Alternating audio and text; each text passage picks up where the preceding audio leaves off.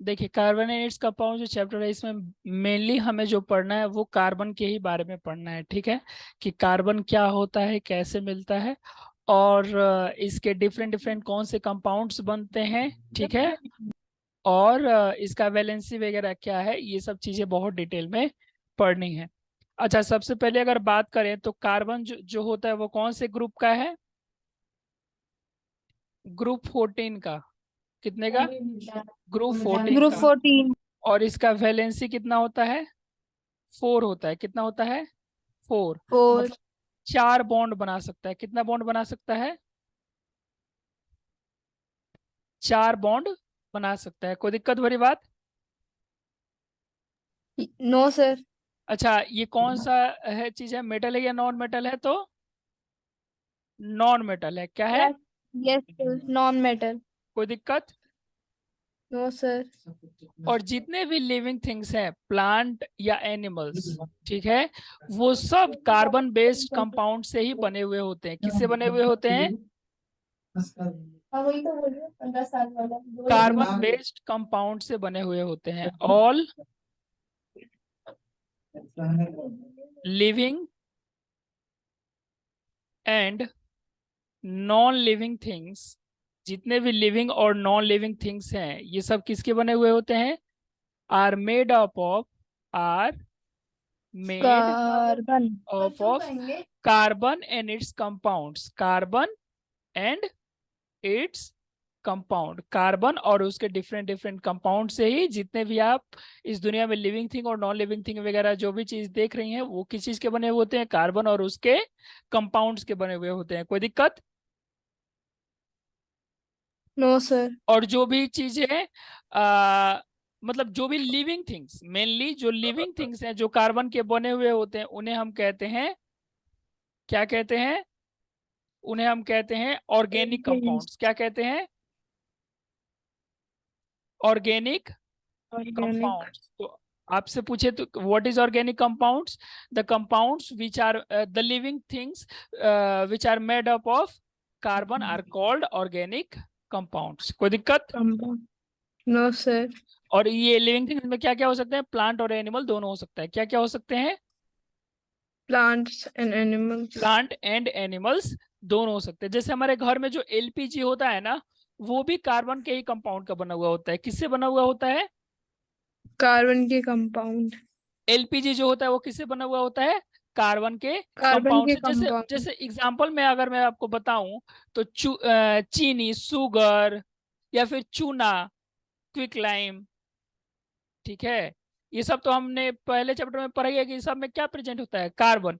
जैसे कि टी हो गया, जैसे कि कॉफी हो गया, जैसे कि अ, जैसे कि टेबल हो गया, चेयर हो गया, ये सब चीज दुनिया का जो भी मेनली चीज दिख रहा है, उन सब का कॉन्स्टिट्यूएंट कौन होता है? कार्बन। कौन होता है? कार्बन। और घर में जो एलपीजी होता है, लिक्विड पेट्रोलियम गैस, वो भी किससे बना हुआ, किसके कंपाउंड से बना हुआ होता है? Carbon carbon. से। एलपीजी का फुल फॉर्म पता है ना? ये sir, liquid liquefied purify gas. Petroleum, oh sorry. Petroleum gas. मतलब कि पेट्रोलियम गैस को लिक्विफाई कर दिया जाता है। क्या कर दिया जाता है? लिक्विफाई। लिक्विफाई कर दिया जाता है।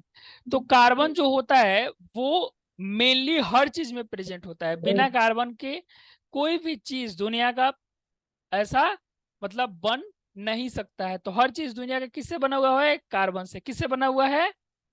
कार्बन से। कोई कार्बन। दिक्कत? No sir. और मेटल नॉन मेटल चैप्टर में हम पढ़ेंगे कि जो मेटल्स होते हैं वो आयोनिक बॉन्ड बनाते हैं, और जो नॉन मेटल्स होते हैं वो कोवेलेंट बॉन्ड बनाते हैं। कोवेलेंट बॉन्ड कैसा होता है वो अभी मैं बताऊंगा। देखिए, कोवेलेंट बॉन्ड जो होता है वो कौन बनाता है? सिर्फ और सिर्फ नॉन मेटल्स। तो कार्बन चूंकि एक नॉन मेटल है, क्या है? नॉन मेटल नॉन है, मेटल। तो वो कोवेलेंट बॉन्ड बना सकता है। क्या बना सकता है? Covalent compound. Covalent bond. Covalent bond क्या बना सकता है? Bound. Covalent bond. Covalent bound. जैसे कि कार्बन के आउटर सेल में कितने इलेक्ट्रॉन्स होते हैं? 4 इलेक्ट्रॉन्स होते हैं। कितने? 4। 4। 1 2, इलेक्ट्रॉन को हम डॉट से दिखाते हैं, 4 इलेक्ट्रॉन है।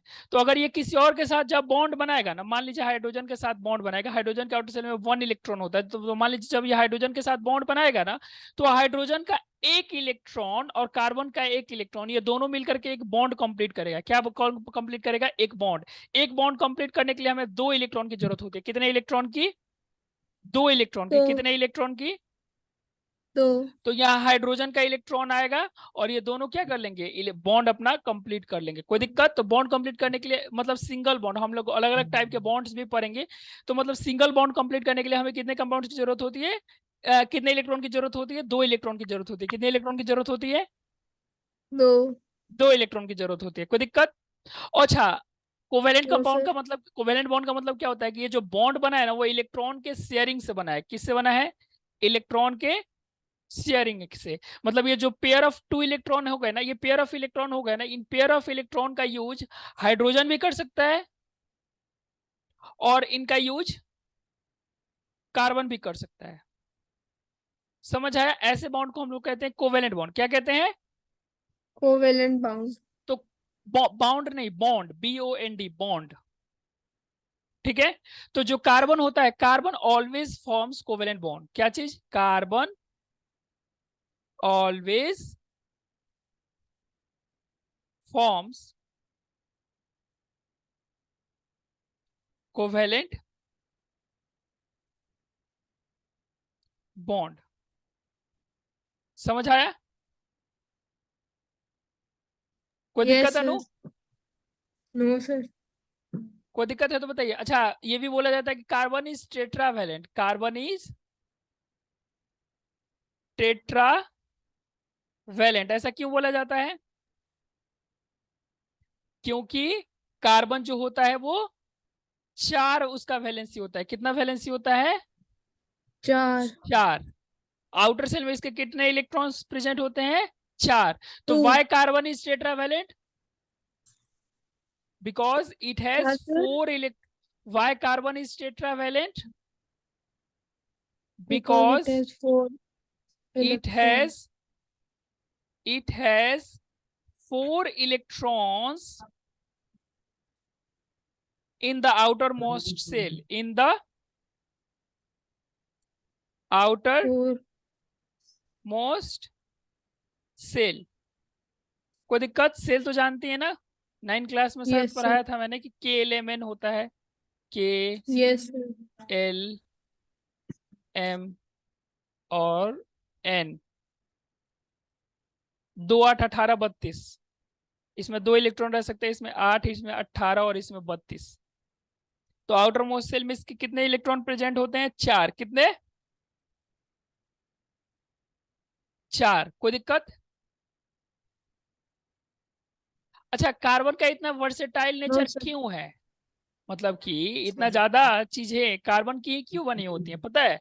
क्योंकि कार्बन जो होता है वो क्या होता है कि कार्बन जो होता है वो आ, खुद से ही बॉन्ड बना सकता है। इसको केटिनेशन प्रॉपर्टी कहते हैं। तो why carbon is versatile? Y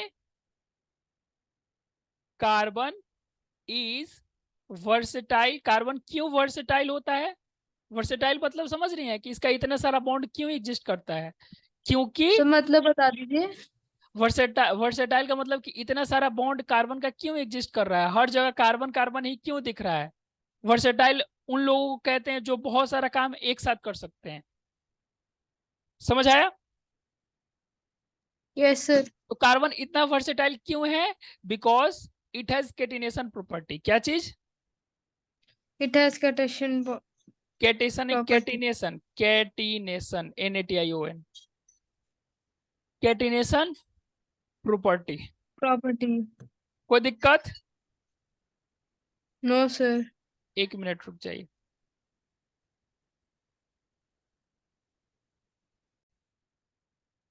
तो कार्बन के पास कैटिनेशन प्रॉपर्टी होता है, इसलिए ये वर्सेटाइल होता है। अच्छा, अब कैटिनेशन प्रॉपर्टी क्या होता है? What is catenation property? तो आप क्या कहेंगी? आप कहेंगी the property of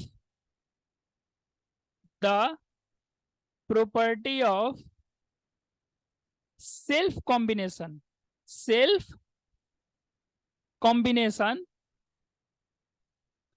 to form a long cyclic or a straight chain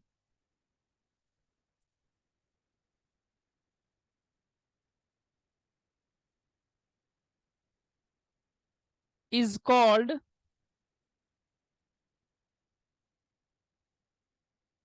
catenation property।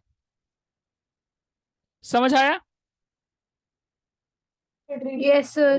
क्या होता है catenation property? खुद के साथ बॉन्ड बनाना। कार्बन जो होता है वो खुद के साथ बहुत बड़ा बड़ा बॉन्ड बना देता है, स्ट्रेट चेन बनाता है और साइक्लिक चेन बनाता है। इसी प्रॉपर्टी को हम कहते हैं कैटेनेशन प्रॉपर्टी। क्या कहते हैं? Catenation property. जैसे देखिए कार्बन ये है ना, तो ये खुद के साथ एक और बॉन्ड बनाता है, खुद के साथ एक और बॉन्ड बनाता है, खुद के साथ एक और, खुद के साथ एक और, खुद के साथ एक और। तो ऐसे जब लाइन में बनाते जाए तो हम इसे स्ट्रेट चेन कहते हैं। क्या कहते हैं? Straight chain. और अगर ऐसे सर्कल में बना दे तो हम इसे साइक्लिक बॉन्ड कहते हैं। क्या कहते हैं? Cyclic chain. क्या कहते हैं? Cyclic chain. कोई दिक्कत? कोई दिक्कत है? नो। तो कार्बन का ये प्रॉपर्टी जो खुद के साथ ही बॉन्ड बना सकता है। अच्छा, जब जहां भी ये स्ट्रेट लाइन लिखा है ना, उसका मतलब ये है कि एक इलेक्ट्रॉन इस कार्बन के पास है और एक इलेक्ट्रॉन इस कार्बन के पास है। इन दोनों को जोड़ के एक स्ट्रेट लाइन बन गया। ठीक है? कोई दिक्कत है? नो।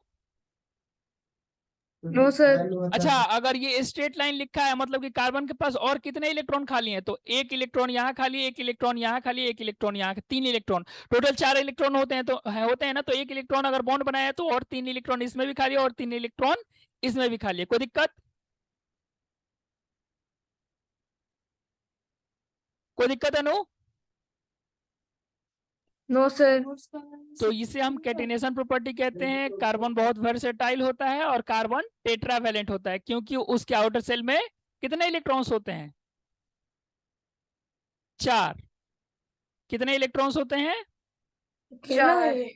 कोई दिक्कत? No sir. इसके बाद हम आ जाते हैं occurrence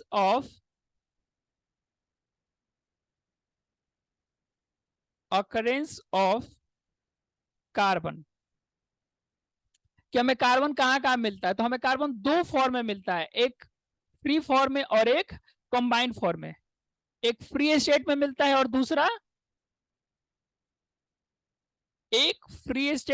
और दूसरा कंबाइंड स्टेट में। कैसे? Combined state. समझ आया नो? Combined state.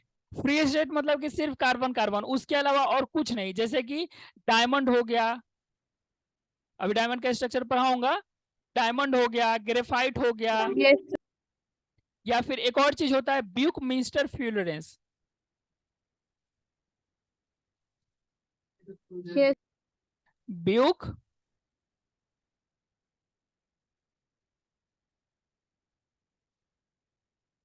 ओहो, इरेजर क्यों नहीं आ रहा है? ब्यूक मिंस्टर फ्यूलोरेंस। तो ये जो होता है ये फ्री स्टेट में, मतलब सिर्फ और सिर्फ कार्बन होता है, उसके अलावा और कुछ नहीं होता है इसमें। सिर्फ और सिर्फ क्या होता है? कार्बन होता है, उसके अलावा और कुछ भी नहीं होता है। कोई दिक्कत? No sir. और कंबाइंड स्टेट में क्या होता है? कार्बन के साथ अलावा और भी कोई भी चीज हो सकता है। ठीक है? In the form of compound, in the form of compound. जैसे कि हमारे पास हो गया कैल्शियम कार्बोनेट CaCO3, इसमें कार्बन है ना? कोई दिक्कत? जैसे कि लाइम स्टोन, इसी को नाम लाइम स्टोन या चूना कहते हैं, है ना? Yes sir. कोई दिक्कत? या फिर CO2 हो गया। क्या हो गया? CO2 हो गया, कार्बन होता है इसमें। कोई दिक्कत है? नो। No sir. या फिर फोसिल फ्यूल्स हो गए जैसे कि कोल, पेट्रोल वगैरह, इसमें भी कार्बन ही होता है ना? Yes sir. फोटो कैप्चर है, यही चलता है। जैसे कि कोल हो गया हमारा, पेट्रोलियम हो गया हमारा, और कोल पेट्रोलियम डीजल हो गया, है ना। Yes sir. ये सब क्या होता है, फॉसिल फ्यूल्स होता है ना। Fossil fuel. यस ये भी सर। किससे बना होता है, मेनली कार्बन से। किससे? कार्बन। कार्बन से, या फिर कुछ ऑर्गेनिक कंपाउंड्स भी। ऑर्गेनिक कंपाउंड्स मतलब कि वैसे कंपाउंड जिसमें क्या हो, लाइफ हो। जैसे कि लाइफ हो जरूरी नहीं, मतलब हाँ लिविंग कह सकते हैं उसे, जैसे कि फैट्स वगैरह हो गया, या फिर हमारा कार्बोहाइड्रेट। मतलब स्टार्टिंग में ये सोचा जाता था नानो कि ऑर्गेनिक कंपाउंड्स वो कंपाउंड्स होंगे जो सिर्फ और सिर्फ मतलब क्या कहते हैं उसे, मतलब नेचर से मिले, ठीक है। और स्टार्टिंग में ये बोला गया कि ऑर्गेनिक कंपाउंड्स वो कंपाउंड्स होंगे जो नेचर से मिलते हैं। किससे मिलते हैं? नेचर से। लेकिन बाद में चल के बहुत सारे कंपाउंड्स को बना लिया गया, ठीक है, बाद में चल के, जैसे कि कार्बोहाइड्रेट, है ना। Yes sir. बाद में चल के हमने लैब में इसे बना लिया, तो हमने क्या बोला, ये भी ऑर्गेनिक कंपाउंड है। क्या है? ये भी ऑर्गेनिक कंपाउंड है। जैसे कि प्रोटीन, ये भी बाद में चल के हमने लैब में बना लिया, तो ये भी पहले क्या माना जाता था, ऑर्गेनिक कंपाउंड्स, क्योंकि प्रोटीन हमें सिर्फ कहां से मिलता था, नेचर से। जैसे किससे किससे मिलता था बताइए। जैसे प्रोटीन हमें मिल गया पेड़ से, फल से, दूध से, ये सब चीजों से प्रोटीन मिलता था ना, मतलब नेचुरल चीजों से मिल रहा है ना। Yes sir. तो हम मानते थे कि जो भी कार्बन के कंपाउंड जो नेचुरल चीजों से मिल रहे हैं उसे हमने ऑर्गेनिक कंपाउंड्स बोल दिया। लेकिन बाद में चल के बहुत सारे चीजों को हमने लैब में बना लिया था, है ना। Yes sir. कोई दिक्कत? No sir. और वुड हो गया, या फिर कर्टन हो गया, ये सब भी चीजें क्या होती हैं, या फिर फाइबर हो गया, या फिर ऊल हो गया, ये सब भी चीजें हम इस सब भी चीजें में कंपाउंड्स कार्बन मिलता है, ठीक है। कोई यस दिक्कत? सर। No sir. इसके बाद पढ़ते हैं एलोट्रॉप्स ऑफ कार्बन। क्या चीज? एलोट्रोप्स। एलोट्रॉप्स। कितने एलोट्रॉप्स होते हैं?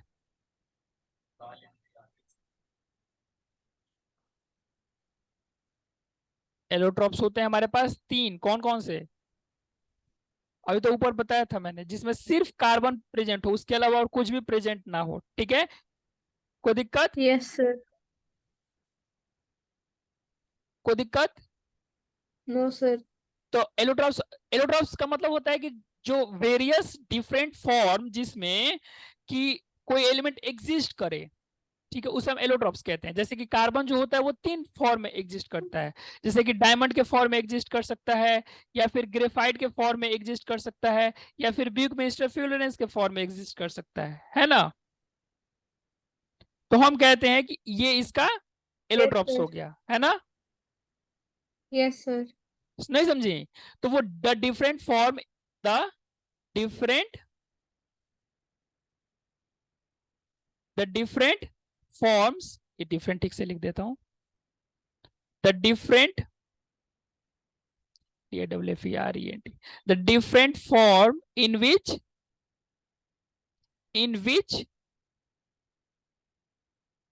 an element exist is called its allotropes, है ना। Yes sir. कोई दिक्कत हो रही बात? No sir. तो सबसे पहले आ जाते हैं, थोड़ा सा हम पढ़ लेते हैं डायमंड के बारे में। किसके बारे में? डायमंड। डायमंड कैसा होता है? Sir lustrous. It is a colourless. कैसा होता है? Colourless. It is a colourless. Colourless, hardest transparent. Non metal. हाँ, मेटल नहीं सर होता है। Hardest non metal. नहीं नहीं, हाँ नॉन मेटल होता है। ट्रांसपेरेंट सब्सटेंस, ठीक है। ठीक है no. Yes sir. It is the hardest compound, ठीक है। कोई दिक्कत? ये इतना हार्ड होता है नो कि मतलब सर। इसको हथौड़ा से भी नहीं तोड़ा जा सकता है। लेकिन आप जानती हैं जब आप डायमंड को जलाइएगा ना तो ये तो प्योर कार्बन है, सिर्फ कार्बन कार्बन यस है, सर। कार्बन के अलावा और कुछ नहीं है। तो जब जलाइएगा ना तो ये पूरा CO2 में चेंज हो जाता है, इसका राख भी नहीं बचता है यहाँ। जलाने के बाद कुछ बचता नहीं है, सब का सब चीज क्या तो चेंज में सर, चेंज होता है। इसे ज्वेलरीज में कैसे यूज किया जाता है? ज्वेलरी में तो इसको ऐसे ही यूज किया जाता है, जैसे इसको रब करके चारों तरफ से, और इसको इसका क्रिस्टल बना लिया जाता है ऐसा कि ये ज्यादा से ज्यादा लाइट को क्या करे, रिफ्लेक्ट करे, बस। सर और मतलब फिर इसे कट कैसे किया जाता है? ये तो हार्डेस्ट है। कट, इसका एक मशीन होता है। वो डायमंड के जो बिजनेस व्यापारी होते हैं ना, उनके पास एक मशीन होता है, ठीक है। सर वो किस चीज का बना होता है? वो लोहे का ही बना होता है, लेकिन बहुत ज्यादा तेजी से चलता है।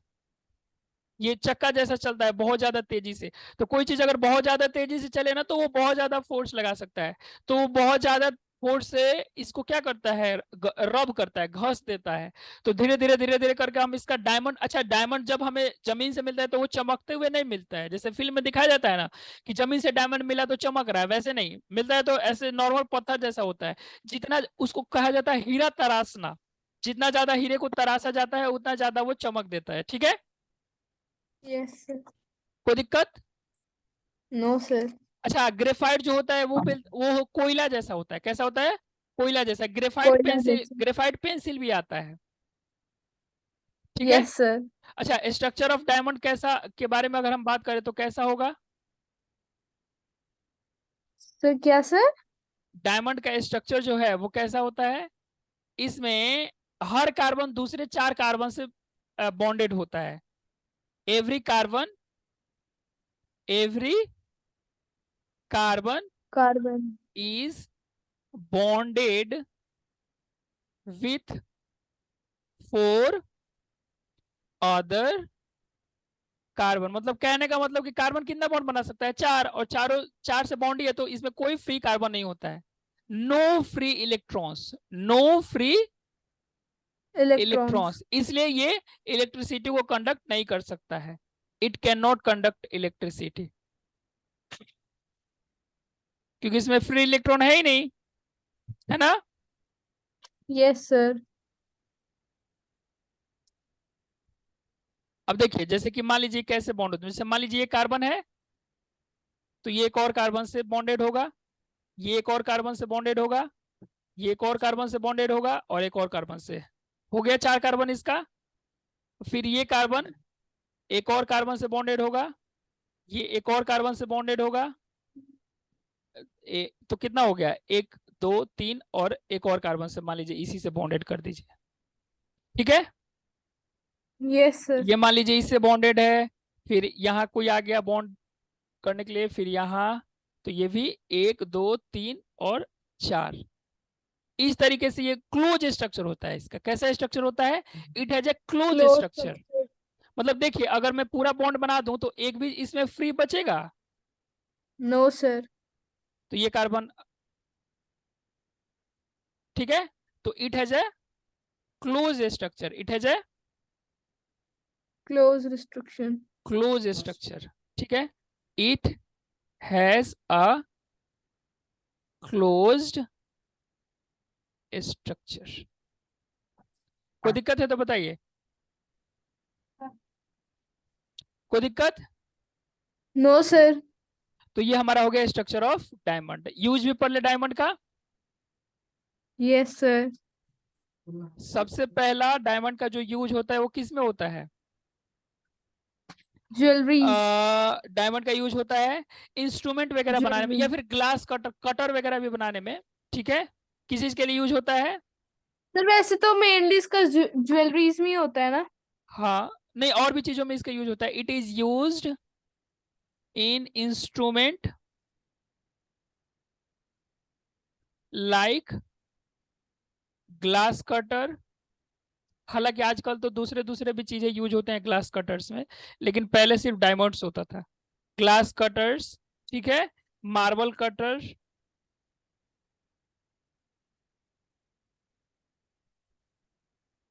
ठीक है। और भी ड्रिलिंग वाले कुछ इक्विपमेंट्स होते हैं, जहां पे ड्रिलिंग करना लोहा से इम्पॉसिबल होता है, वहां हम डायमंड से करते हैं, ठीक है। Yes sir. दूसरा, इसका किस चीज में यूज होता है? ज्वेलरी में। किस चीज में? ज्वेलरी। ज्वेलरी में। और तीसरा, इसका किस चीज में यूज होता है? आर्टिफिशियल, अच्छा, इसका यूज होता है आई सर्जरी में। किसमें? Eye surgery. आई सर्जरी में। It is used by I surgeons. मैं आई पर आ रहा था तो बता रहा था ना कि उसमें एक कैटरेक्ट करके बीमारी हो जाता है, यस सर, यस सर। तो उसको रिमूव करने के लिए इसको यूज किया जाता है, टू रिमूव कैटरेक्ट। और भी एक चीज होता है, जो लोहा के फैक्ट्री वैक्ट्री में काम करते हैं ना, उनके आंख में छोटे छोटे छोटे छोटे आयरन पार्टिकल चले जाते हैं, तो फिर उनको निकालने के लिए मशीन से इसी डायमंड का यूज होता है, क्योंकि डायमंड जो होता है ना, उसका एज जो होता है वो बहुत शार्प हो सकता है, तो वो आसानी से छोटे से भी छोटे आयरन पार्टिकल्स को क्या कर सकता है? आंख से निकाल सकता है। ठीक है, यस सर। समझ गई? कोई दिक्कत? No sir. अच्छा, हम लोग आर्टिफिशियल डायमंड भी बना सकते हैं। वी कैसे? कैन मेक आर्टिफिशियल, लेकिन इतना आसान भी नहीं होता है, डायमंड अंडर बहुत ज्यादा हाई प्रेशर और टेम्परेचर दे करके, under very high pressure and temperature. समझ आया कि नहीं आया? Yes sir. कोई दिक्कत भरी बात? No sir. तो ये डायमंड हो गया हमारा। बताते हैं ग्रेफाइट पे। किस पे? Sir pressure and temperature. हाँ, under high pressure and temperature. Okay sir. अब आ जाते हैं ग्रेफाइट पे। किस पे? ग्रेफाइट। ग्रेफाइट क्या होता है? Graphite sir used in pencil carbon compound होता है। It is a it is a grease type का होता है। कैसा होता है? Grease, black, opaque substance. ठीक है, ये डायमंड से हल्का होता है, डायमंड इतना भारी नहीं होता है। अच्छा, ग्रेफाइट के बारे में हमने थोड़ा बात किया। और ग्रेफाइट जो होता है ना, वो किससे बना होता है? सिर्फ और सिर्फ कार्बन से। मतलब ग्रेफाइट को भी जलाइएगा तो सिर्फ और सिर्फ CO2 बनेगा, बचेगा, और कुछ नहीं बचेगा। कोई दिक्कत? No sir. इसकी स्ट्रक्चर की बात करें तो हमें मिलेगा कुछ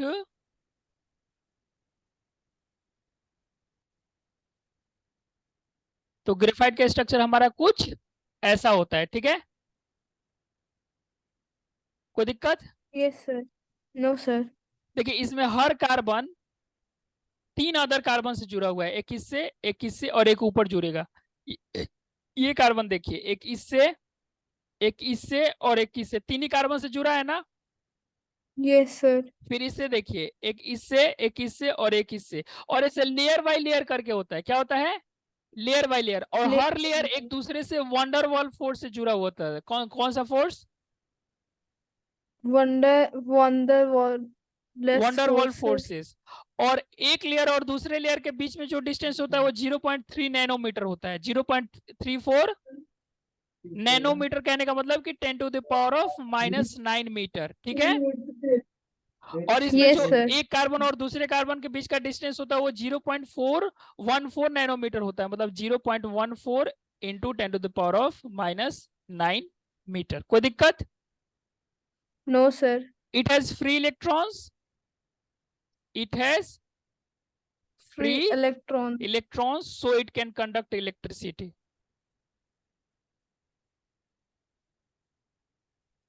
Or every atom of carbon is attached with 3 other carbon. Every atom of carbon is attached to 3 other carbons. कोई दिक्कत? No, sir. 1 electron of carbon is free. 1 electron of carbon is